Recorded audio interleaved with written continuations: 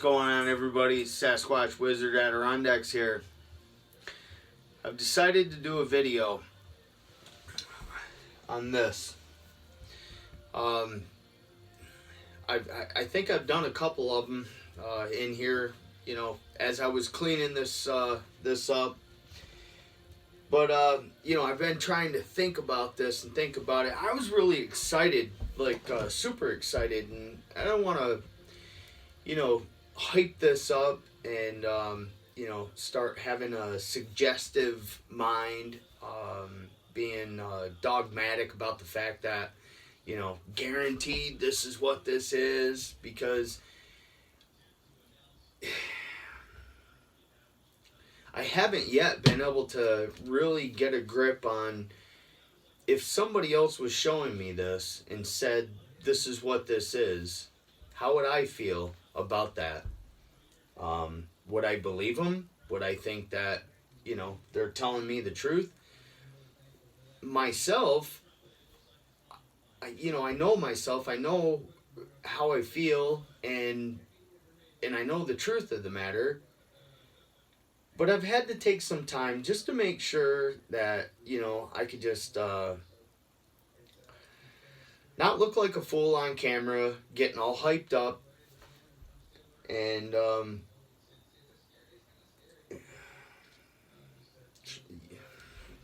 you know, yeah, I guess that's it, right? I mean, all right, here we go. Okay, I went on an expedition.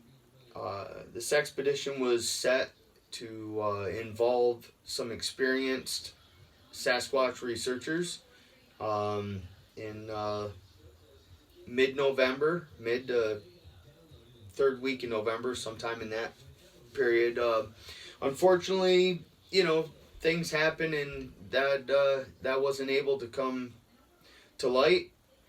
So I ended up, you know, going on my own solo expedition. I had made so many plans, and it was really hard to set that all up and to make that happen. There was just no way I wasn't going to go, so I went. I went into the area that I had been researching, one of them, which we call Research Area 2, and packed all my stuff in there, and did the best that I could, you know. Where's my talent level? Way down here. Way down here. There's researchers out there that have way more talent than I have. But I did the best that I could. I really did. I did the best that I could. I was super excited when I was in there. And so, before I show you this, let me tell you what happened. I think I put a video up, and I did tell this story, but I think I took that video down because I ended up telling everybody where I was at. And so before too many people see the video, and I figured it'd be a good idea to take it down. Alright, so I'm on the expedition. First night I was there, it was so quiet, very still. I heard a really, really profound wood knock on the other side of the pond. That was pretty exciting and baffling, and I really just, I couldn't believe that I really heard it. And when I heard it, I thought more stuff was going to happen, and just absolutely nothing else happened. I ended up going to bed, woke up, I had my breakfast, and I really pushed hard. I mean, I really pushed hard. I gave it my all. I didn't waste no time. I took care of the camp, did what I had to do, got out, got all my equipment put together, thought about what it was that I was going to do, and went and did it. And I'm proud of that. Alright, so on being November 16th, so late at night, and I don't know, somewhere around 10:30 if I remember correctly. What are you doing down there, crazy rabbit? I'll have to get her up here and show you this rabbit. This is my daughter's rabbit, Jewel. She's a pisser. She's chewing sticks down there right now. Alright, so in any event, I ended up having to walk all the way back into this pond in the pouring rain. I had came out, power up my equipment and such, and there's a video on my channel, me telling a really, probably not a great story to you guys, but just a good moment in my life. A story about me and Billy Fry going into Palmer Pond fishing. What a pisser that was. But you know, it kind of, you know, I'm not gonna lie, you know, I'm walking back into this pond in the pitch black. It's pouring, ice pelting, it's coming down, but I'm walking back in there, and you know, when I had came out, I saw that set of bear tracks in the trail that was headed out, same way I was going out. So I don't know when that thing came onto the trail, but it wasn't there when I went out. So in between time frame of a couple hours, this bear had been on this trail walking the same way I was going. So I was a little bit nervous. So I decided to do a video, and it did a good job of getting my mind off things. It's a great video. Go check it out. And because in that video, all right, when I get to the point where I need to break off the main trail and head down to the pond and go another, I don't know, quarter of a mile or so down through the woods with no trail, just as I was getting ready to break off the trail, I'm jibber jabbering on the phone and everything, and I saw orange look like eyes. It wasn't just one dot, it's two dots. And best I could figure, it wasn't way up in the air, you know, it just looked like it was about 6-7 foot off the ground. But there's reflectors marking a snowmobile trail. I checked that out afterwards. Those reflectors shine white. They're the only other thing that it could have been is that there was a, hey, come here, you want to come over here? Come here, knucklehead. No? Alright, the only other thing that it could have been is somebody had taken these little trail markers. They have like almost like a little clothespin on the end of them, and a little piece of orange, like a little orange band, a reflective band, about that long. The piece that attaches to the tree is black, and that's what they're there for, is, you know, markers to mark your way as you're going, and when you come back out, shine your flashlight and they reflect off of it. I've been back in there and I've shined that reflector. It doesn't shine orange. It just shines, you know. So who knows? But check out the video. Just as I get off that trail, you'll hear me jibber jabber, and you'll see me kind of hesitate for a second, and I don't say nothing about it because it kind of scared me. As I was a little bit scared, you know, there was some fear there. I'm out there all by myself. There's nobody else out there with me, and I'm out in the wild, and I know that bear's out there, and I am somewhat afraid of that bear. So I get down to the pond, and I mean, it's coming down, but I'm in the moment, you know, Mr. Tough Guy and whatever. I get down there, my camp's all good, everything I did in the morning to get it all prepped out and everything for that rainstorm that I knew was coming, it worked. The water was flowing away. My area where I was going to sleep was, you know, A-okay. And open up that door just a little bit there. Let some warmth out here. You know, everything was good. So I didn't really know when it was going to stop raining or anything. I get by the fire. Fire is pretty much just out. Had a little bit of coals up underneath of this old dead log that I had put on there in the hopes that it would stay burning, and it did a little bit, but not enough to get the fire going right there. Then I had tons of wood underneath my camp. I was all set right up. So I had this howl log, right?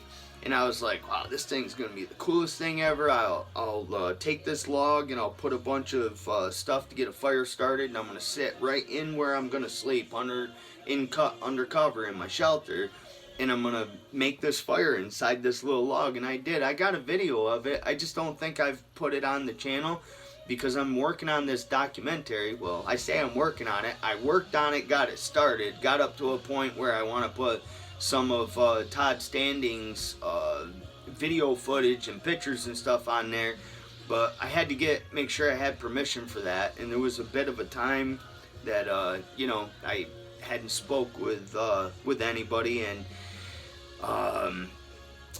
recently I have had a conversation that's made me feel a lot better, and I have permission to use some pictures and some stuff, and he's put so much work into this, way far beyond anything that I could imagine that I could do, and I respect that, and I believe this man 100%. 100%. Alright, so I build this fire, I get this all done, I go out, I get my journal, and I'm out in the pouring rain with my raincoat and everything on, and I'm reading the journal, and I don't even know if I've even posted that video, but I'm just living in the moment.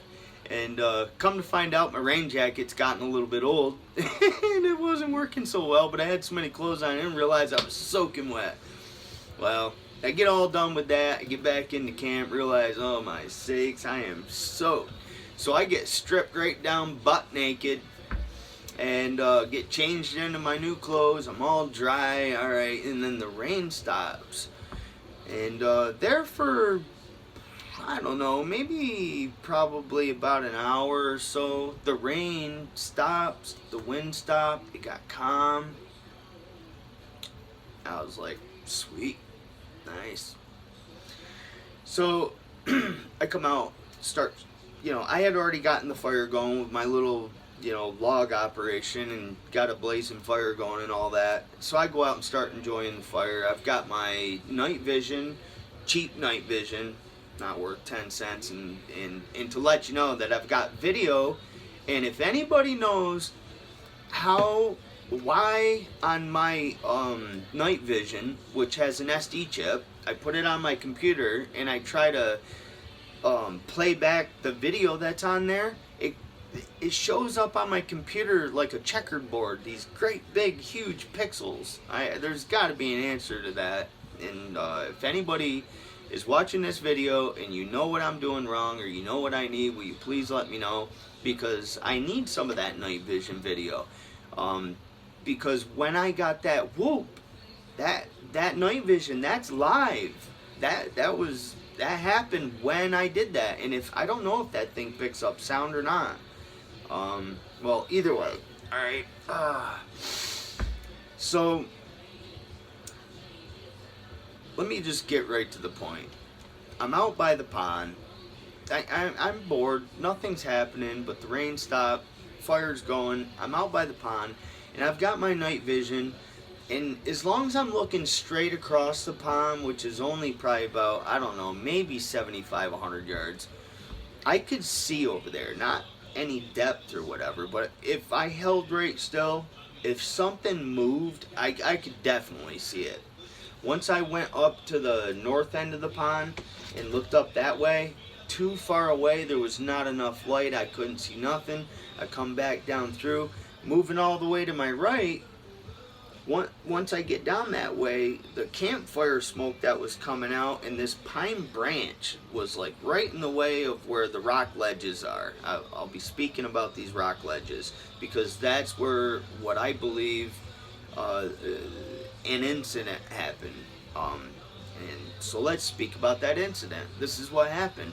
I'm coming down with the night vision, I get to that area, I can't see nothing, I start working my way back, and then all of a sudden I hear, woo, woo, snap, crackety pop, crash. I hear branches hitting the ground, and this pop was like a good dry pine, things like about that big around, snap. It was like a gun pop. It was loud, and of course you're out there on a pond, yeah, sound amplifies. All right. Now I'm pumped. I got that night vision out down there. I'm trying to look, and the smoke's coming out, and the tree branches. I'm trying to think quick, and I thought, get my audio recorder. Bring that down, turn it on, set that down there. I'm out there with the night vision. You know, all this goes by, nothing happens. That was the end of it. Like, I didn't hear any more crunching around. I heard no more hooting. Nothing happened. time starts going by, more wood on the fire, more wood on the fire. The wind's picking up.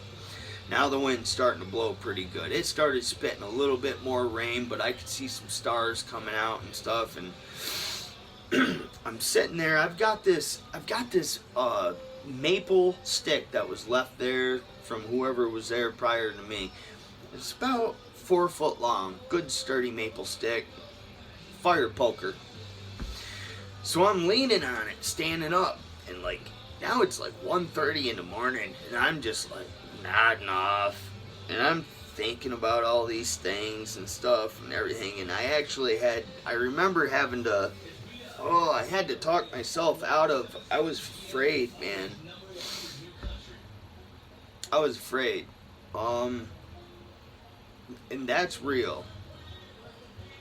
I was, and I've been like, I don't want to look like an idiot on camera and look a pansy ass, but when you're in the woods in the dark and you're by yourself and you hear something big, you know, I maybe everybody feels like that, but if they don't, I guess I'm a pansy ass. I don't know, but man, like I had butterflies in my stomach and sick vomiting, I was petrified. I thought that thing was gonna come around the frickin' pond and chew me up. And I don't know how I let myself get like that, but I was trying to talk myself out of it. And I kept thinking to myself, this thing's friendly. Like, I've been up here, I've been whistled at, I've felt the presence of this thing before. I've been telling stories coming out of this place 2 miles up into the woods, and I've heard it splashing through the swamp going through. There's another video I got, and you'll hear me say, well, there's something over there splashing in the swamp. Well, if my dad went over there and started walking through the damn water, that's what I was hearing. And I don't know why. And I kicked myself in the ass. I shouldn't swear, I'm sorry. I kick myself in the ass all the time because there's so many times that stuff happens, and while I'm talking to you people on this video, I forget to say everything and I ramble on. It's going to be a bad thing for me with all this because my attention to detail is, you know, it comes to me like little flickers and flares of, oh, that's right, you know, something anybody else would be just like, how the hell could you have forgotten that? And for me, I'm sorry, you know, it's been like that since I was a freaking kid in school. And it's whatever.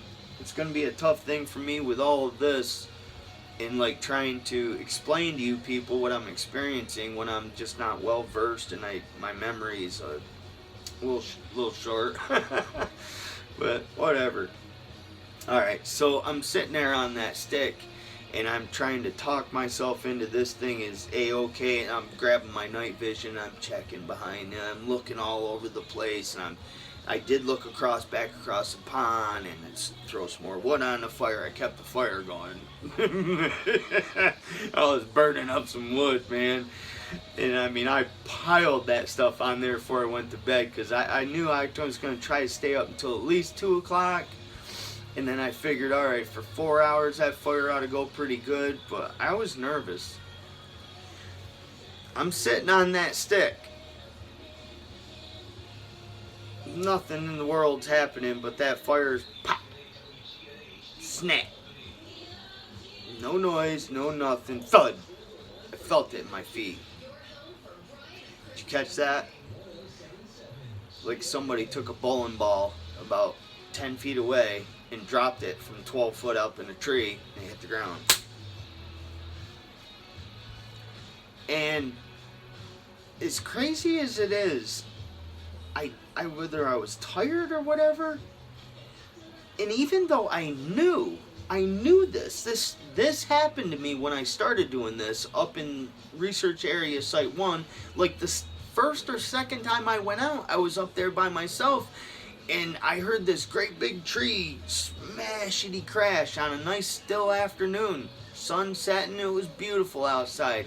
There was nothing going on anywhere, just as quiet, and I hear this huge tree fall down, but it was a ways away, but it was heavy, like it was a good tree that fell down. And then probably like 10 minutes after this, and I have this on video. I do have this on video. I just haven't put it out because like parts of the video, I was trying to be a good researcher, and it was just, it's too corny. And you can't hear anything anyway, so you hear me saying, did you hear that? And all this other stuff, whatever. But I experienced that then, and I've heard about this stomping. And that's what happened. I didn't give it a lot of thought. I guess when I get tired, I just really don't care. Like, the whole world could catch on fire, and I'm just like, whatever, dude, I'm going to bed. I didn't get out, sleep like a log, man. There could be a war going on outside, and I'm just like, all right, I just got to get like 3 hours worth of sleep. And when I wake up, I'll be a champion. But right now, get away from me. I'm going to bed. I'm shutting down. All right, well, what do we got? Oh, my good Lord, we're up to 20 minutes. We got to get this wrapped up. All right, here we go. Okay? After all that happened that night, I get up in the morning, make my breakfast, same thing, get all my stuff together, and I start heading down the trail. I got about, I'll go measure it, whatever, it's 50, 75 yards, or maybe I just don't understand what 50 yards is and it's only 40 yards, whatever. It's just down, it's right on the main trail, which is not much of a trail. Okay, mind you, at one time it was. I don't think so many people have been going in there fishing. You know, maybe that's got to do with the fact that Tom Music came up missing not more than, I don't know, as a crow flies, maybe it's 3 miles or something. Maybe it's not even that far. And maybe people are sketched out about that, but yeah. I'm walking down the trail, and this I saw from like 15 feet away. It's right there. I mean, you couldn't miss it. I've got pictures of it, and when I do the documentary, or if any of you say I want to see the pictures, I'll show you the pictures live, right there, untouched, right in the pine needles.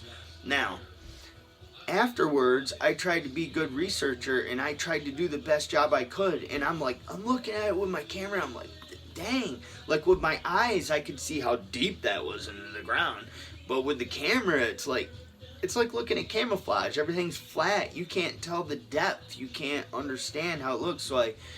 So first I took this balsam stick that was real flimsy and about 3 feet long, and I took all these little pine sticks and I snapped them into pieces about that big, and I stuck them all the way around the track, side by side, so I could set that balsam, that flimsy balsam, in between the pine sticks to support it around the perimeter of what I saw the track, and I tried to follow the contour of it, so when I took a picture of it with a camera, which I did, that you would be able to see the track better. Well, I don't know if maybe I should not have done that, alright, but either way, I left it like that. And when I came back later that day, okay, I didn't have casting material with me. I carried that around with me all summer long. Man, I didn't have any good casting material. I'm a drywaller, alright? There you go. Alright? Irish drywall. Okay? That's what we do.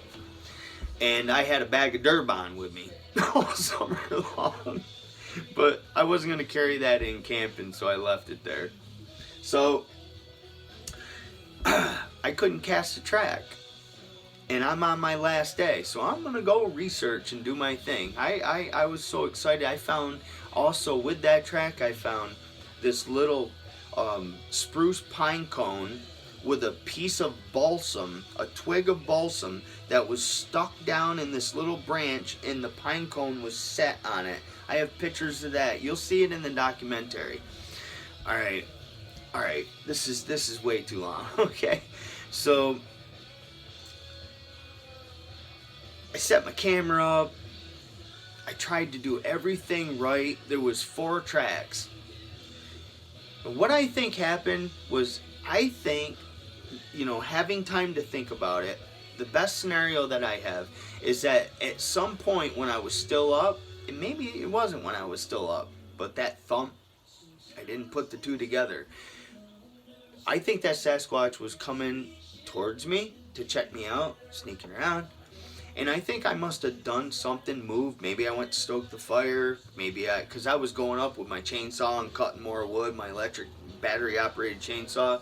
And then every now and then, you know, I'd move around. And I think sometimes I was falling asleep on that stick. So I think that I moved, and I think that Sasquatch was going this way. And then when I made my move, I think it backed up. I think that back foot, that's why that was weighted. Look at this heel. Look how, you can't, okay, that is a solid 2.5 inches deep. In the ground, it wasn't super soft. That was like aged old soil in an old camping area where the ground was like literally somewhat compact with new pine needles, rusty pine needles, you know, not rusty like rust, but rust colored pine needles, a nice new fall layer of it all over everything. So the next thing that I did was I tried to take some more pictures of it. So I said, all right, and I thought about this. I'm like taking my finger on the heel, and it's cut like somebody took a spade and cut it in the heel. I mean, I'm not kidding you, right? And I could see the width, the depth, and I could tell, like, there's where the toes are. And it was on a little bit of an incline.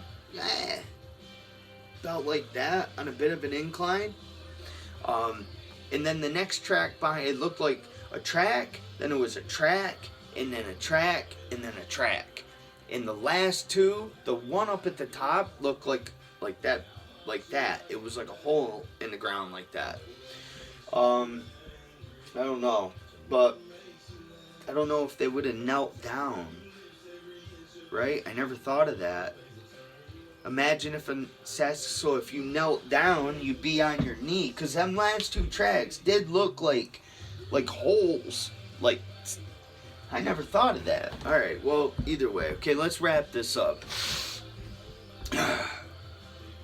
I get out of that expedition, man, and I'm telling you, you know, contractors, my guys, okay, here we go, back to work. I mean, it's like jumping in a spring river rapids and just, there you go, bud. You think you got all the time to take care of this, that, and the other thing, you don't. Bam, it's it. Phone ringing, bah, bah, bah, bah, bah. Thanksgiving's coming up. So my son, I tell him, I say, hey, I want to go up and cast that track. He's like, what? He's like, yeah, sure. So I go get a bag of plaster in Paris, because, I mean, that's what I thought you casted tracks with, plaster, right? He walks up in there with me, and we just talked about this the other night.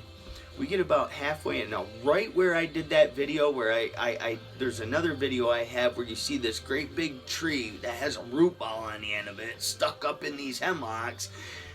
I don't know if that's the top to a tree. I cannot wait to take, like, somebody that, you know, or go back and investigate that again. Is that, go look at the video, man. I mean, if that's the top of a tree, that's I've never ever, and I've spent a lot of time in the woods, I've never seen no top of a tree like that.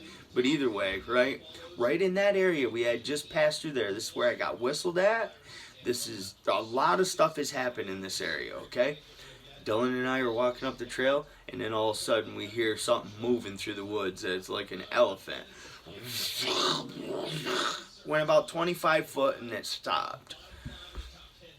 I knew he was already a little bit sketched out, and we were talking about that. He goes, I can't believe you come up here. I wouldn't, this, that, and this. So I didn't want to get him scared, because I wanted to go in and do this, and I wanted him with me too, because I wasn't super duper enthused about being in there 9, 10 o'clock at night.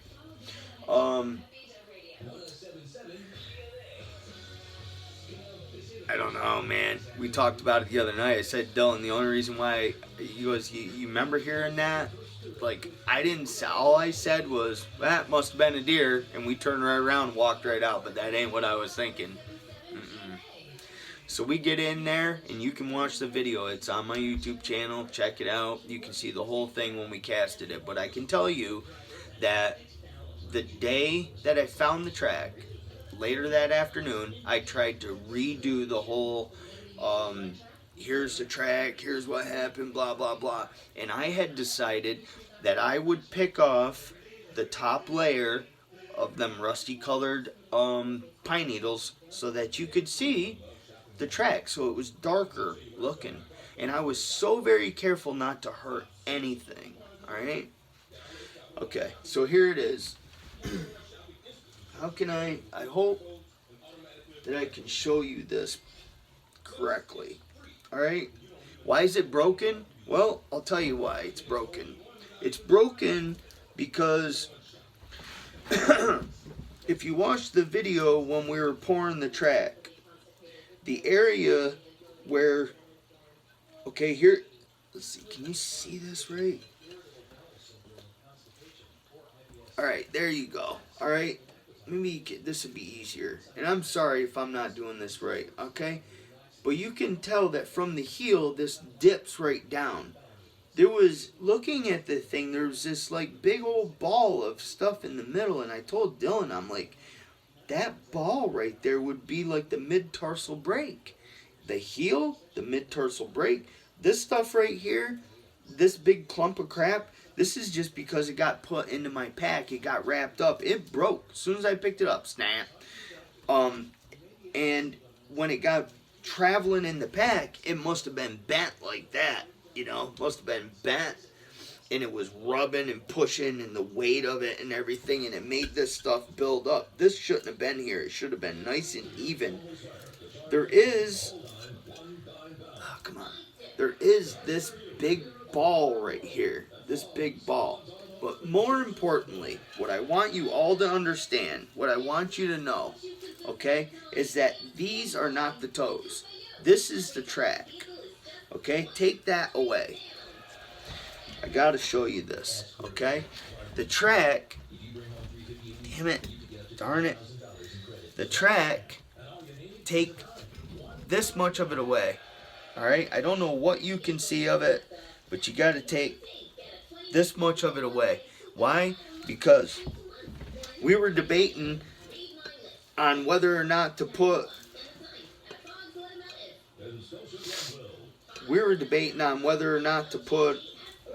crying out loud, just stop. We were debating on whether or not to put something up into the front of this so that we could build up more material to get by this spot that was going to be so thin because I was afraid it was going to break. So right at the last minute, you see me pushing up some sticks and some stuff and pouring more fluid in there to make sure that this got deep enough, and I wanted the heel to fill up. Another thing is, you know, if I didn't say this, okay, it was a week later. So after Thanksgiving was, what, on a Thursday, Friday, so it would have been, I think Friday night, would have been Friday night or Saturday night. So, I mean, it's a week later before I even went and cast this track, okay? Alright, let me calm down. I get out there. Alright, you see all this bumpy stuff right here? Let me show you a little closer. Okay, let's see. You see all that bumpy stuff and everything here? Now I remember what it looked like when I was there at the track originally. And it looked to me as if like a squirrel had gotten down into the heel and dug a little dinky hole. It was only about like that big around. And there was some like fragments of pine cone down there, like he had like buried something or whatever. And it almost looked like a deer maybe had stepped into the heel. But that is only, that's what, see that? That's what that is. In this, right into here, that's what it looked, there was there was another print, something had stepped right in it. Okay. Well, when it gets right down to it, this is the print. Okay? That was in the ground. You see that? What do you think? Alright? But I just want y'all to know that the toes, alright, this is what I believe to be a toe right here. I'm not seeing on this video whether or not you can see this very well or not. But I'm going to cut this right off.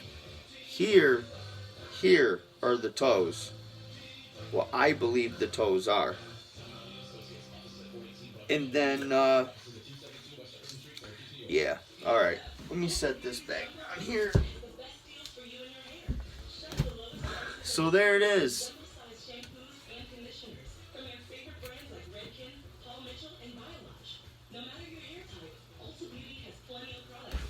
That's my track. I just don't. I want somebody that really knows what they're doing to look at it. That's what I want, and I hope that I can do so. I would like to mail it out to Todd Standing. I, I, I, I forgot to ask him if I could do that. He's really busy. So I'll just hold up. This thing ain't going anywhere. I'm so upset that I broke it, and I should have used a different material. I should have done so many things different.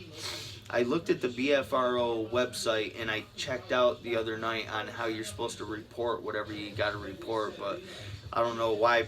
A while ago I thought that, that wasn't such a great idea, but I guess they're, I'm being told, yeah, it's legit, you should do that. So probably going to do that, and if they got an investigator or somebody in the area local that can look at this, then I would like it to be looked at. And I'm pretty proud of this. So back here, right, you guys got to get this book here by Jeff Meldrum, Sasquatch Legend Meets Science. Pretty cool. So I'm please forgive me, I'm not a very good reader, but this is a little portion of this book, and then we'll wrap this up. Alright, so the plaster we bought was sufficient for 7 casts, and I tried to sample the variation evident in footprints depending on the condition of the soil and the speed of walking or running.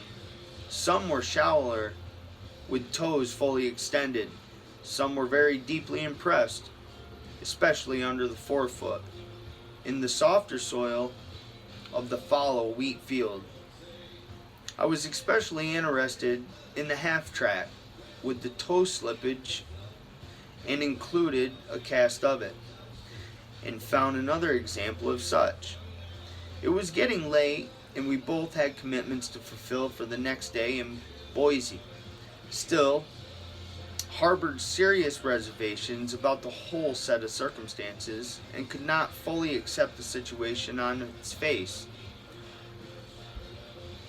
But the more closely I considered the tracks, the more intrigued I became. In hindsight, the incident had much more significance than I was prepared to acknowledge at the time. The drive home was punctuated with discussions and of the possible meaning and implications of what we had witnessed. From Dr. Krant's lab and cast collection to Freeman's tracks in the foothills of the Blues. When we pulled into home well past midnight, I was not inclined to retire just yet. Instead, I went into the garage sink and I carefully unwrapped and washed the dirt from the 7 casts that I had retrieved. I lined them up and I re-examined them, carefully noting all the contours of the heel, the consistence, protrusion of bony landmarks, and the evidence of midfoot flexibility, the signs of an articulation and obvious mobility evident in the toe impressions. I placed my little finger alongside the profile of the 5th digit in a particular half track. It failed to cover it fully. The toes were relatively long, even for a 14-inch foot. The evident consistency of the tracks impressed me profoundly. Perhaps there was something to these footprints that deserved a much closer look. That's Jeff Meldrum, and maybe I have not really even thought about the significance of what I have done here. I'm proud of this, and yeah, check out my little lantern here. Yeah, My daughter Brooke got me that. That's the old ones you put the fuel in, you pump it up. And I've got a bunch of mantles for that. I'm so happy she got me that. I love you, Brooke. I love you, Dylan. I love you, Sierra. I love you, Camille. I love you, Alexa, Haley. Oh boy, here we go. I love everybody. Good night, everyone. I hope I haven't forgot anything. God bless you.